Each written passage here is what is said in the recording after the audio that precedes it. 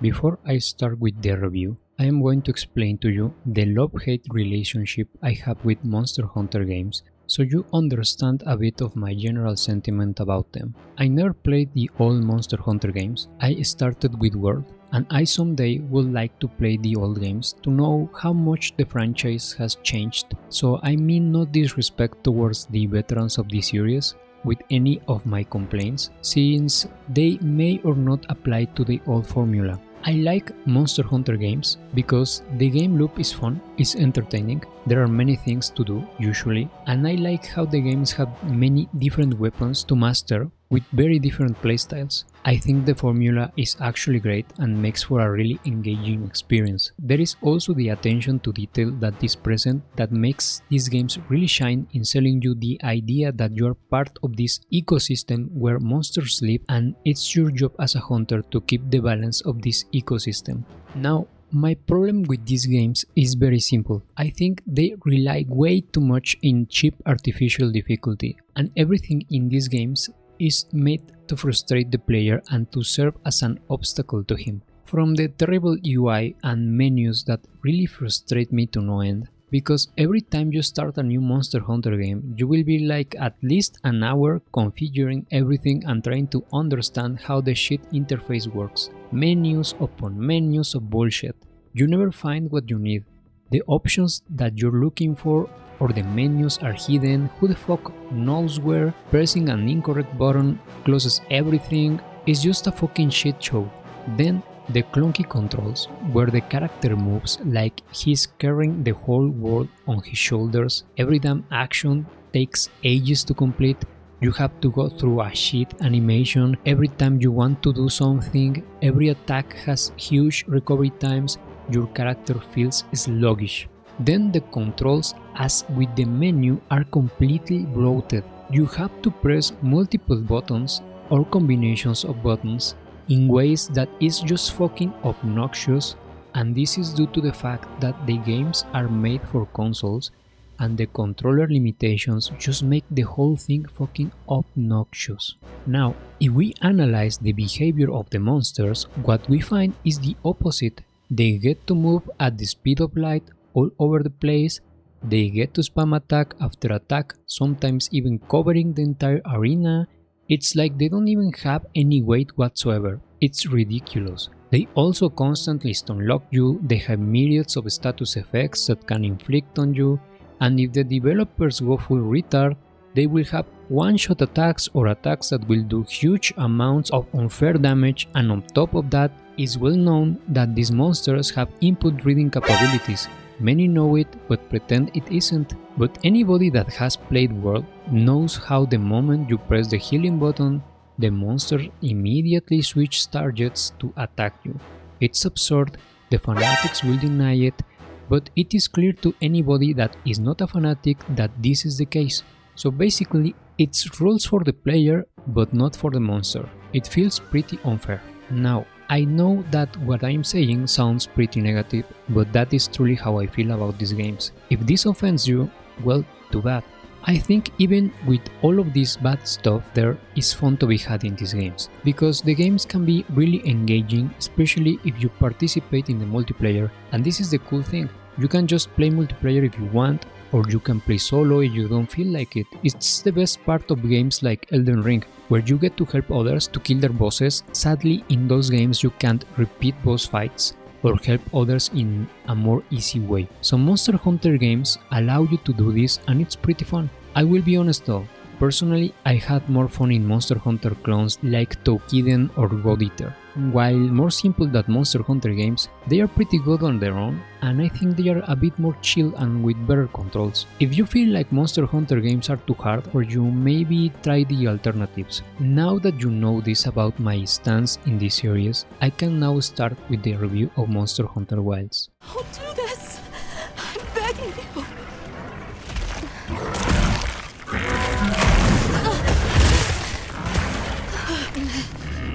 It can't control itself. The path we must take is clear. For the continued preservation of this ecosystem, the Guild authorizes you to slay the Guardian artifact. Acknowledged. No, please!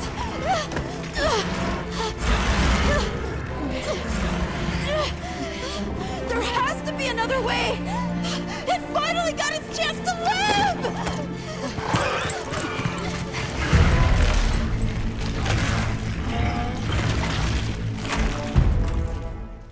This game is clearly unfinished.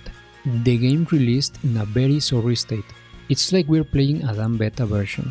It's pretty annoying, it feels like a cheap experience. I think it's better that I just get into the good and the bad so you understand what I mean. First, let's talk about the good points about the game. The best thing this game did, hands down, is the introduction of focus mode. It was needed. Many of my complaints about clunky controls were alleviated by this simple change. Yes, the veterans probably will be mad about this, but I believe that the original games were much slower, so it made sense to have the old way of aiming attacks. But as the series have become much faster, it was unsustainable to keep the old aiming method. It had to change, and it did, and it will be really hard for me to go and play Monster Hunter Rise or World now that Wilds have introduced this. The new weapon movesets are pretty amazing. They introduced offset attacks, perfect blocks, perfect dodges, and power clashes. I think this time around the weapons feel really complete. They added a lot of these new type of counter attacks, so you have more options during combat. Not all weapons have these new counters of defensive mechanics, but a lot of them do, and if they do not, it's because their toolkit was already very good to begin with. I like how they added seasons to the maps. Unfortunately, these seasons are entirely made up instead of real seasons. It would have been cooler to see real life seasons instead. There is also a day-night cycle that is always appreciated for immersion's sake. The game has a very decent way to customize your appearance. They offer a good transmog option and a way to recolor your armor, so you aren't forced to wear armor that looks like trash just because it has the stats you need on it. The game feels much better after Chapter 3, you will see why I say this soon enough. The wounds mechanic is much better than the shit show Clutch Claw that killed Monster Hunter World for me. Now, to this list, add all of what I said previously into why I like this series, like the game loop being fun. All of that is still there, so even though this list of good things appears short, it's not, because the good parts in general are still there. Now let's go with the bad. Let's start with the obvious.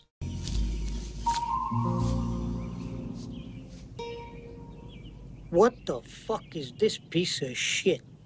The game performance is a travesty. I talked about this subject on a previous video that I made about the beta, and I knew since the beta that the game was going to be a disgrace performance-wise. It's a shit show. They even listed DLSS and frame generation as a requirement. What a bunch of lazy motherfuckers. And if it's not that, then it's their fucking trash engine, and we knew this game was going to have issues also from the release of Dragon's Dogma 2, which also released in a very sorry state, and to this day it still runs like garbage. Ironically, Dragon's Dogma 2 looks way better than Monster Hunter Wilds. I don't even know what the fuck the clowns at Capcom are doing, but they need to fix these problems and ditch that stupid engine that clearly is not working for games with big areas or open world type of games. And no, none of the supposed fixes you absolute Dunning-Kruger retards are constantly sharing work. These people infuriate me to no end. I still remember when these fucking imbeciles believed that Cyberpunk was released with an error in a file where it had the wrong amount of RAM allocated, and all you needed to do was to change it from 512 RAM to your actual RAM, and it was fixed. These type of events show that this world is filled with absolute scum, with NPCs, with sheep, with cattle. It fucking disgusts me to no end that I have to share air with these retards. Well, for Monster Hunter Wilds, these same inbreed retards came back with a similar file with a grammar error and saying that changing it fixes performance. Do I need to say anything else? Now, if the game at least looked good, I would say, well, the game is a graphical masterpiece. Just look at this thing. it looks gorgeous, so it's understandable. But no, the game looks terrible. The colors look all washed out, there is almost no dark tones, everything is very bright for some reason, and my screen looks like someone put mayonnaise on it and spread it around. It's fucking terrible. Capcom, as always, has the audacity to put a shit ton of DLC on the store day one. What a bunch of pieces of shit. Greedy motherfuckers. All of that could have been in the game, but they also put some vouchers that allow you to re-customize your character appearance. This is very low, very greedy and abusive, and as we will say in Mexico, pinches perros hambriados. For some reason, probably because their primary target audience are retards and non-gamers, the mount controls are in automatic mode and you can disable them, but it is not a simple task. You better watch a video on how to do it because it's a fucking nightmare to navigate this stupid interface. Which is the next point. Whoever designs the interface of these games needs to be fired.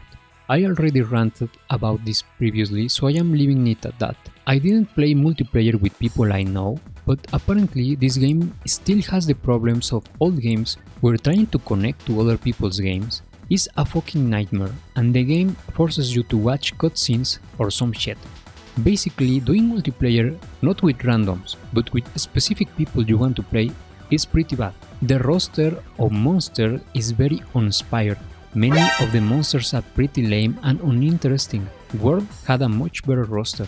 Navigating the maps is still a mess like in World, so the maps are basically like Monster Hunter World maps but bigger. Cooking is worse than in previous games. Now ingredients are consumables and you have to fucking farm them. This is so fucking stupid. In World, all you had to do is a side quest to unlock them. Now it's another layer of ridiculous stupid farm, and if only this farm was outside in the world, but no, you have to trade who the fuck knows what to NPCs so they give you the food you need. It's retarded, it's fucking horrible. Talking about the world map, it's stupid, there is nothing really to do in the maps themselves. The game is not really open world, it's divided by sections with loading screens, but that isn't the biggest issue.